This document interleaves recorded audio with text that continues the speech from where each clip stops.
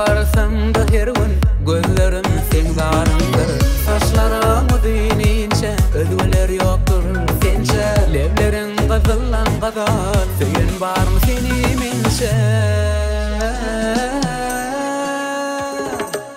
Yaraşıp dur yüzü cemali, yaraşıp dur saçlan tali, öğütür sevgin şemali. Yaraşıp dur yüzü cemali, yaraşıp dur saçlan tali, karaşıp dur aşık oğlan, evlenmen uşu şali.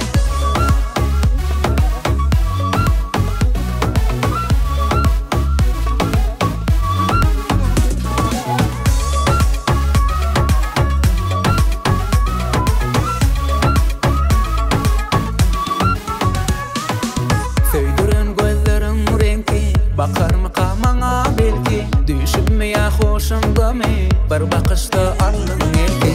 Doya bilmem sana baksam, yılgır yanlı mılayınca, lağlı mercan kümüş taksam, tolgun yanlı sen çalacak.